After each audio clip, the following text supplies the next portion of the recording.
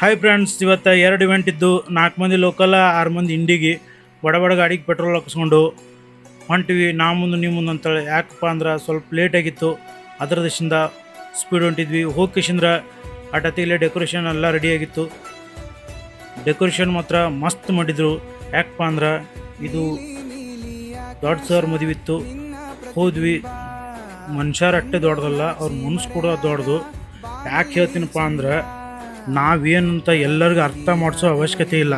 ಯಾಕಪ್ಪ ಅಂದ್ರೆ ತಕ್ಕಡಿ ತೂಕ ಹೇಳುತ್ತೆ ಅಷ್ಟೇ, ಅದರಲ್ಲಿರೋ ಕ್ವಾಲಿಟಿ ಅಲ್ಲ. ಹಾಗೆ ಮನುಷ್ಯನ ನೋಡಿ ಯಾವತ್ತೂ ಅಳಿಬಾರ್ದು. ಸರ್ ಮಾತ್ರ ಮಾತಾಡ್ಸೋದಲ್ಲಿ, ನಮ್ಗೆ ಉಪಚಾರ ಮಾಡೋದಲ್ಲಿ ಮಸ್ತ್ ಮಾಡಿದರು.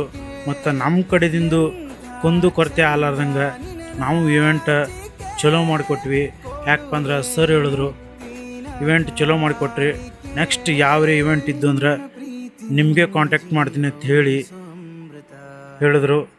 ಓಕೆ ಸರ್ ಅಂತ ಹೇಳ್ಕೊಂಡು ಇವೆಂಟ್ ಮುಗಿಸ್ಕೊಂಡು ಎಲ್ಲ ಹುಡುಗರು ಊಟ ಗಿಟ ಮಾಡಿಕೊಂಡು ನಾವು ಮನೆಗೆ ಬಂದ್ವಿ. ಮತ್ತು ನಮ್ಮ ಜೈ ಶಿವಲಾಲ್ ಬನ್ಸೋ ಗ್ರೂಪಿಗೆ ಒಳ್ಳೆಯ ರೆಸ್ಪಾನ್ಸ್ ಸಿಗತೈತಿ.